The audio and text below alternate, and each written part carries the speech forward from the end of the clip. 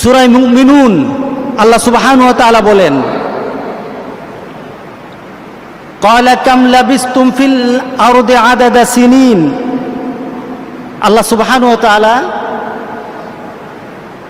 হাসরের ময়দানে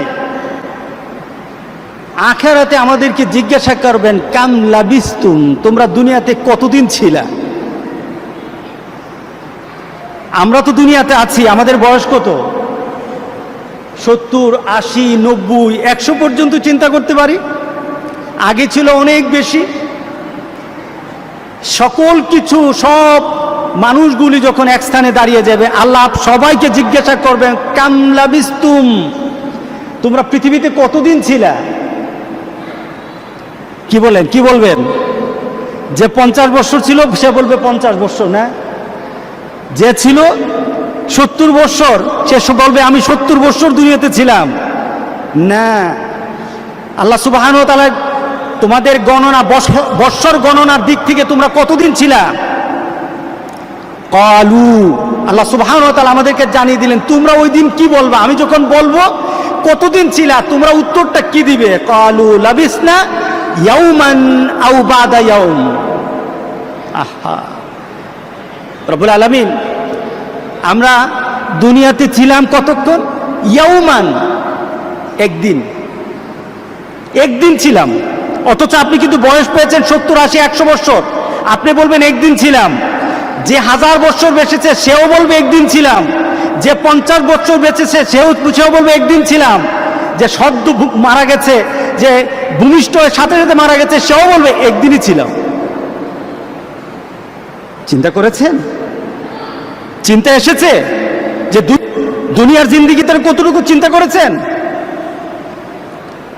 আপনি নিজে বলবেন, আমি বলবো লাবিসনা ইয়াওমান আও বাদা ইয়াওম, একদিন বা একদিন থেকে একটু বেশি। আল্লাহু আকবার, আল্লাহু আকবার। আর যদি আমাদের গণনা যদি ভুল হয়, যে গণতে পারে মাবুদ তুমি তাকে জিজ্ঞাসা করো, তাহলে আমাদের জীবনটা কতটুকু বলেন? একদিন। আখিরাতের গণনায় কতটুকু? একটা দিন, তার থেকে একটু বেশি হতে পারে। আল্লাহ সুবহানাহু ওয়া তাআলা আবার উত্তর দেন, যখন আমরা বলবো একদিন ছিলাম, তখন আবার আল্লাহ সুবহানাহু ওয়া তাআলা উত্তর দিয়ে বলেন, ক্বালা ইন লাবিসতুম ইল্লা কালিলা। না না, তুমি একদিন মনে করছো না, একদিন তোমার দুনিয়ার জিন্দেগি ছিল না। ইল্লা কালিলা, তুমি দুনিয়াতে ছিলা অতি অতি অতি অল্প সময়, যেটা আখিরাত দিয়ে দুনিয়াকে গণনা করা যাবে না। আল্লাহু আকবার বলি, আল্লাহু আকবার। এই দুনিয়ার জন্যই তো অনেক কিছু করছেন, দেখি কথাতে মিলে কিনা, চিন্তাতে আসি কিনা দেখি। আল্লাহ সুবহানাহু, আপনি আমি বলবো একদিন ছিলাম বা তার থেকে একটু বেশি, আর আল্লাহ বলছেন না না, তোমার দুনিয়ার জিন্দেগি কালিলা, মানে অতি অল্প, অতি অল্প। রাসূল সাল্লাল্লাহু আলাইহি সাল্লাম দুনিয়ার জিন্দেগি সম্পর্কে, দুনিয়ার জীবন সম্পর্কে আমাদেরকে একটা ধারণা দিলেন। আহা, সাহাবায়ে কেরাম উজ্জীবিত হয়ে যেতেন। সাহাবায়ে কেরাম রাসূল সাল্লাল্লাহু আলাইহি সাল্লামের এই কথাগুলি দিয়ে তুলনা করে নিজের মধ্যে পরিবর্তন নিয়ে আসতেন। এতদিন বাঁচবো, মাত্র এতদিন আমার দুনিয়ার জিন্দেগি, আমি মাত্র এতদিনের জন্য দুনিয়াতে এসেছি। রাসূল সাল্লাল্লাহু আলাইহি সাল্লাম সাহাবায়ে কেরামদেরকে ডেকে বললেন, এদিকে আসো সবাই। রাসূল সাল্লাল্লাহু আলাইহি সাল্লাম, মুসলিম শরীফের হাদিস, সাহাবায়ে কেরামদেরকে বললেন, হযরত মাসতুর ইবনে সাদ্দাত রাদিয়াল্লাহু তাআলা আনহু থেকে বর্ণিত, রাসূল সাল্লাল্লাহু আলাইহি সাল্লাম শপথ করে বললেন, আল্লাহর শপথ, ওয়াল্লাহি, আল্লাহর শপথ করে বললেন, এই দুনিয়ার জিন্দেগি আরেকটা হলো আখিরাতের জিন্দেগি। দুনিয়ার জীবন, আখিরাতের জীবন। দুনিয়ার আমাদের প্রাপ্তি, আখিরাতের প্রাপ্তি। দুনিয়াতে আমার চাহিদা আর আখিরাতে আমাদের চাহিদা, তুলনা কেমন? রাসূল তুলনা দিতে গিয়ে বললেন, সমুদ্র থেকে, সমুদ্রের পারে একটা লোক দাঁড়ানো, সমুদ্রের পারে। পৃথিবীতে সমুদ্রের অংশ, পানির অংশ বেশি না স্থলভাগের অংশ বেশি? পানি। স্থলভাগে পানি নাই? কি বলেন, পানি নাই? আমাদের দেহে পানি আছে কি না? আমাদের দেহ তো পানি আছে, এই যে বাতাসে পানি আছে কিনা, জলীয় বাষ্প আছে, আমাদের সকল স্থানে পানি আছে, পানির অংশ তো আছেই 4/3 এরপর আবার সব স্থানে পানি আছে। রাসূল সাল্লাল্লাহু আলাইহি সাল্লাম সে পানির সাথে তুলনা দিতে গিয়ে বললেন যে সমুদ্রের পাড়ে দাঁড়িয়ে একটা ব্যক্তি তার আঙুলটা সমুদ্রের পানির মধ্যে এভাবে ভিজিয়ে ফেললো, আঙুলটা ভিজালো। খেয়াল করেন রাসূলের কথা, কার কথা? বেখেয়ালি হবেন না, বেখেয়ালি হবেন না, রাসূলের কথাতে বেখেয়ালি হবেন না। আঙুলটা রাসূল সাল্লাল্লাহু আলাইহি সাল্লাম বললেন সমুদ্রের পানির মধ্যে একটু যখন ভিজালো, আঙুলটা কি হয়েছে? ভিজে গেছে। আঙুলটা ভিজে নাই, এখন আঙুলের গায়ে একটু পানি লেগেছে, অল্প একটু পানি। কতটুকু পানি? হয়তো চোখে দেখা যায় না, ভিজা ভিজা মনে হয়, এটাকে মাপা যাবে না। রাসূল সাল্লাল্লাহু আলাইহি সাল্লাম বললেন সমুদ্রের পানির তুলনায় ওই যে আঙুলটা ভিজিয়েছ সমুদ্রের পানি দিয়ে, এটা তুলনা করলে পানির অবস্থাটা কি হবে? এটা তুলনা করা যায়? আপনি গ্লাসের পানির মধ্যে আঙুলটা চুবান, এরপর আঙুলটা ভিজিয়ে গ্লাসের পানির সাথে তুলনা করলে কি তুলনা হয় নাকি? এটাই তো তুলনা হয় না। রাসূল বলছেন গোটা পৃথিবীর সকল পানির তুলনায় বলো তো আঙুলে ভেজা পানিটার কতটুকু পরিমাণ হতে পারে? রাসূল সাল্লাল্লাহু আলাইহি সাল্লাম তখন বললেন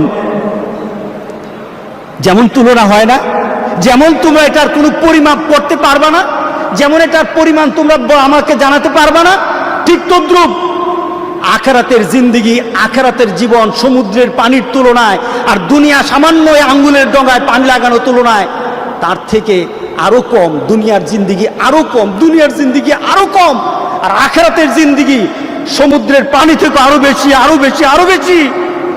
আল্লাহু আকবার, আল্লাহু আকবার। কারণ সেটারও একটা মাপ আছে, সেটারও একটা পরিমাণ আছে, সেটারও একটা শেষ আছে সমুদ্রের পানির। কিন্তু আখিরাতের জিন্দেগির শেষ বলতে কিছু নেই, আরম্ভ আছে, শেষ হবে না, হবে না, শেষ হবে না। খালিদিনা ফিহা, যে যেখানে যাবে চূড়ান্তভাবে চলতেই থাকবে। রাসূল সাল্লাল্লাহু আলাইহি সাল্লাম জানিয়েছেন আল্লাহ সুবহানাহু ওয়া তাআলা গোটা পৃথিবীর সকল কিছুকে ধ্বংস করে দেওয়ার পর মৃত্যুকে পর্যন্ত আল্লাহ সুবহানাহু ওয়া তাআলা জবাই করে দিবেন, আর কারো মওত হবে না, ধ্বংস হবে না, ধ্বংস হবে না। রাসূল সাল্লাল্লাহু আলাইহি সাল্লাম তুলনা করলেন ছোট্ট একটু পানির সাথে। এখন আমরা এই দুনিয়ার জিন্দেগি সম্পর্কে আমাদের চাহিদাটা কি, আমরা কি বানিয়ে নেই?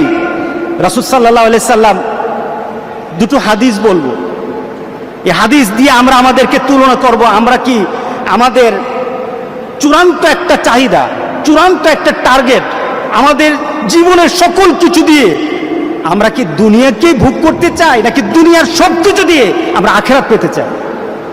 কি পেতে চাই বলে?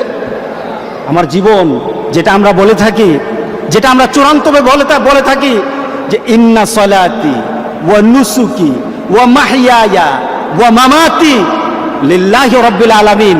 আমার জীবনের সকল চাহিদা, আমার জীবনের সকল করণীয়, আমার জীবনের সকল পর্যায়ে একটাই আমার চাহিদা, আমার রবের সন্তুষ্টি।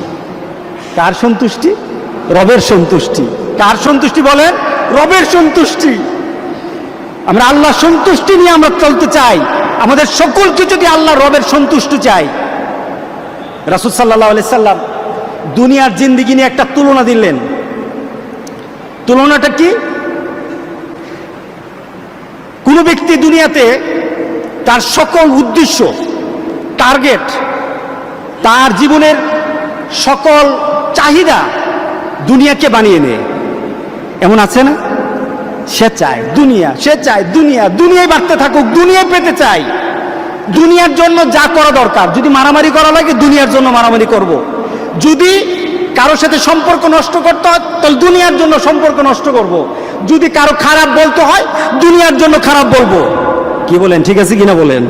যদি মা বাবার সাথে খারাপ আচরণ করতে হয় দুনিয়ার জন্য মা বাবার সাথে খারাপ আচরণ করে, ঠিক না?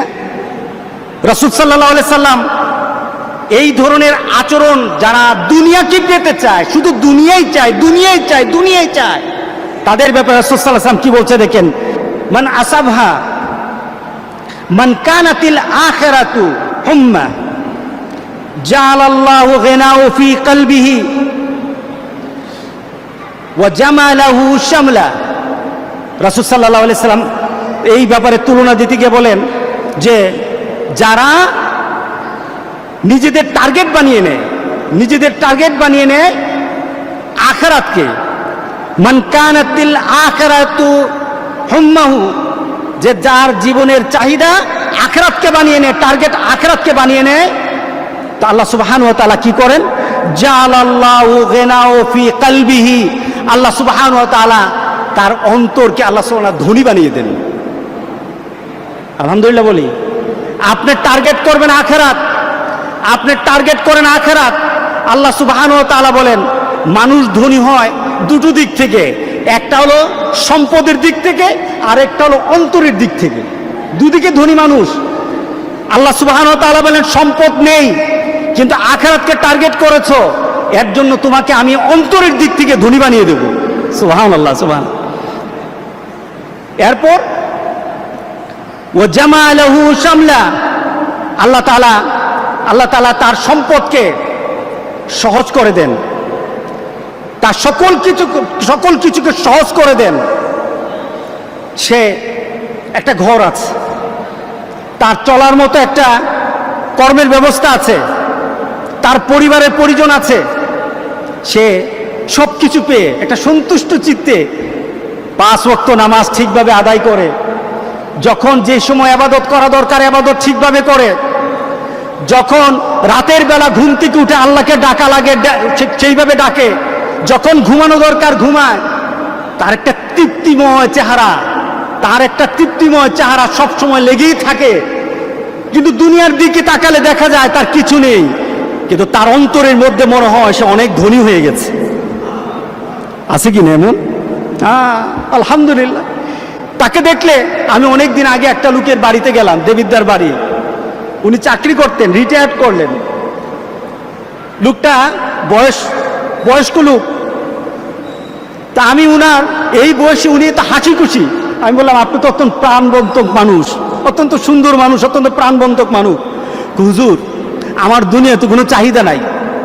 আমি কি অনেক কিছু করে ফেলছেন? না হুজুর, একটা ঘর আছে আলহামদুলিল্লাহ, কিছু সম্পদ হয়েছে চলার মতো আলহামদুলিল্লাহ, সন্তানাদি আল্লাহ দিয়েছেন, সবাই যার যার অবস্থানে ভালো আছে আলহামদুলিল্লাহ। আমার এখন টেনশন নাই। আমি নামাজ পড়ি, জিকির করি, কোরআন তেলাওয়াত করি, মানুষের সাথে ভালো ব্যবহার করি, কারোর সাথে ধোঁকা দেই না। যখন নামাজ পড়ি ভালো লাগে, যখন ঘুমাই তখনও ভালো লাগে, রাতের বেলা উঠি তখনও ভালো লাগে, আমার কোনো রোগও নাই। তার অন্তরের মধ্যে শান্তি কে ঢেলে দিল? হ্যাঁ, আল্লাহু আকবার, আল্লাহু আকবার। তার সম্পদ যতটুকু আছে সন্তুষ্ট হয়ে গেছে। এই সন্তুষ্টতা ঢেলে দিলেন কে? আল্লাহ ঢেলে দিয়েছেন। অন্তরের শান্তি কিনা যাবে না। আপনার কাছে বিলিয়ন বিলিয়ন টাকা থাকতে পারবে, কিন্তু আপনি অন্তরের শান্তি কিনতে পারবেন না। যখন সম্পদ বেড়ে যায়, অন্তরের শান্তি কিনতে পারে না। যাদের সম্পদ আছে তারা শান্তি বাড়ানোর জন্য মদ খেয়ে পড়ে থাকে, ঠিক না? তারা মদের নেশায় বিভোর হয়ে যায়। কিসের কারণে? শান্তি চায়, শান্তি পাওয়া যায় না। কারণ শান্তির মালিক কে? আল্লাহ সুবহানাহু। আল্লাহু আকবার, আল্লাহু আকবার। সে টার্গেট বানিয়েছে কোন জায়গায়? যে টার্গেট বানাবে আখিরাত, যে টার্গেট বানাবে আখিরাত, তার কোনো লস হবে না। আচ্ছা দেখুন মুমিনের চিন্তা, মুমিনের জীবনটা। আপনার হাতে 1 লাখ টাকা আছে, আপনি রওনা দিলেন ঢাকায়। এখন ঢাকা যাওয়ার পথে আপনার টাকাটা হারিয়ে গেছে, তখন আপনি চিৎকার দিবেন নাকি ইন্না লিল্লাহ পড়বেন? বলেন, আপনার হারিয়ে গেছে, আপনি চিৎকার দিবেন নাকি ইন্না লিল্লাহ পড়বেন? যারা দুনিয়ার চিন্তা করে এবং দুনিয়ার সম্পত্তি তার কাছে বড় হয়ে দাঁড়ায়, যারা দুনিয়ার সম্পদটাকে আখিরাতে ট্রান্সফার করতে চায় না, আমাদের প্রত্যেকটি জিনিসকে আখিরাতে ট্রান্সফার করে দিতে হবে। আমি খেতে বসি, বিসমিল্লাহ বলে খাই, আলহামদুলিল্লাহ বলে শেষ করি। তার মানে কি? খাওয়াটা শেষ হয় নাই, আমার আল্লাহ শুকুরের মাধ্যমে, শুকরিয়ার মাধ্যমে এবং বিসমিল্লাহ বলে আরম্ভ করার মাধ্যমে আমি আমার খাদ্যটাকে জান্নাতে ট্রান্সফার করে দিয়েছি। আমি যখন ঘুমাই, আমার ঘুমটাকে আমি মনে করি যে আমার দেহের জন্য নয়, আমি আমার ঘুমটাকে দেই আমার শরীরটাকে তাজা করার জন্য, শরীরটাকে সুস্থ করার জন্য। কিসের জন্য? আমি যেন তাহাজ্জুদের নামাজটা পড়তে পারি, আমি যখন নামাজে দাঁড়াই আমার শরীর যেন ভালো থাকে, সুন্দরভাবে যেন 5টা ওয়াক্ত নামাজ পড়তে পারি, এই শরীরটাতে এনার্জি আনার জন্য আমি ঠিকভাবে ঘুমাই। এই ঘুমটাকে আল্লাহ সুবহানাহু ওয়া তাআলা জান্নাতের ঘুম বানিয়ে দিবেন। আপনি এটাকে কনভার্ট করতে পারছেন না জিনিসগুলিকে। আল্লাহ সুবহানাহু ওয়া তাআলা তোমার অন্তরে শান্তি বের বানাতে চাও, তোমার অন্তরটাকে তুমি ধনী বানাতে চাও, অন্তরে ধনী হন, অন্তরে ধনী হন। সম্পত্তি ধনী শান্তি নাই। আমাকে একজন বিশিষ্ট সম্পদশালী এই কোভিড-19 মধ্যে বলছে পেরেশানিতে ঘুম আসে না। কি ব্যাপার? যে আমার ব্যবসা প্রতিষ্ঠান, আমার সম্পদ, এগুলি কিভাবে রক্ষা করব? আমার কোটি কোটি টাকা হলো, হাজার হাজার কোটি টাকা আমার এখানে ইনভেস্ট করা আছে। এরপরে ব্যাংকের সাথে আমার বিশাল বড় একটা লোন আছে, ব্যাংকের সাথে আমার কি আছে? লেনদেন আছে। আমি যদি লেনদেনটা ঠিকভাবে না করতে পারি তাহলে তো আমার খবর আছে, আমার সম্পদ সব হারিয়ে ফেলবো। ঘুম হচ্ছে না, পেরেশানি আছি, পেরেশান বেড়ে গেছে, অসুস্থ হয়ে যাচ্ছি। সম্পদ আছে, অসুস্থতা বেড়ে গেছে। কিসের কারণে? তার অন্তরের মধ্যে কি নাই? ধনীত্ব নাই। তার অন্তরের মধ্যে আল্লাহ সুবহানাহু ওয়া তাআলা শান্তি ঢেলে দেয় নাই। সুতরাং শান্তি পেতে হলে আমাদের প্রত্যেকটি কাজ দিয়ে টার্গেট বানাতে হবে কোন জায়গা? জান্নাত। যারা বানাতে পারে, রাসূল সাল্লাল্লাহু আলাইহি সাল্লাম বলছেন তাকে আল্লাহ সুবহানাহু ওয়া তাআলা অন্তর দিয়ে ধনী বানিয়ে দেন। এরপরে রাসূল সাল্লাল্লাহু আলাইহি সাল্লাম বলছেন ওয়া আতাতহুদ দুনিয়া ওয়া হিয়া রাগিবা, আর দুনিয়াকে সে মনে করে এই জায়গা আমার ভালো না, এটা আমার জন্য ভালো ব্যবহার করবে না, দুনিয়া কখনো আমার সাথে ভালো আচরণ করবে না। সে দুনিয়া থেকে যে কোনো আচরণ পায়, দুনিয়া থেকে তার কোনো জিনিস হারিয়ে যায়, সে তখনই সাথে সাথে আল্লাহর দরবারে বলে ইন্না লিল্লাহ। আল্লাহু আকবার বলেন না? যে কোনো জিনিস তখন তার দুনিয়ার মধ্যে তার সাথে যে কোনো জিনিস যখন উল্টা হয়ে যায়, সে তখনই বলে ইন্না লিল্লাহ ইন্না লিল্লাহ ইন্না লিল্লাহ। আল্লাহু আকবার। মান কানাতিদ দুনিয়া হাম্মা জালাল্লাহু ফাকরাহু বাইনা আইনাইহি, আর যে দুনিয়াকে টার্গেট করে, কোন জায়গা টার্গেট করে? যে দুনিয়াকে টার্গেট করে, দুনিয়াতে থেকে দুনিয়াকে টার্গেট করে। আর যারা ধনী, মনের দিক থেকে ধনী, দুনিয়া থেকে জান্নাতকে টার্গেট করে। আমি অনেক সময় কথাটা বলি যে গাড়ি যে ড্রাইভ করে,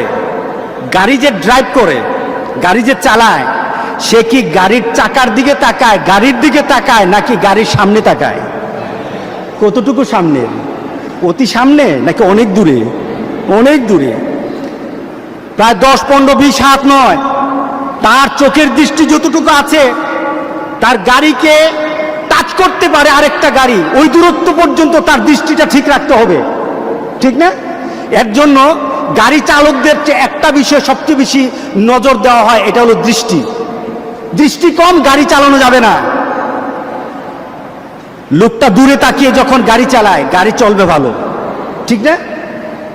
গাড়ির ড্রাইভার যদি তার দৃষ্টিটা দূরে রাখে তাহলে গাড়ি চলবে ভালো, কিন্তু গাড়ির ড্রাইভার যদি গাড়ির দিকে তাকিয়ে থাকে, গাড়ি চলবে?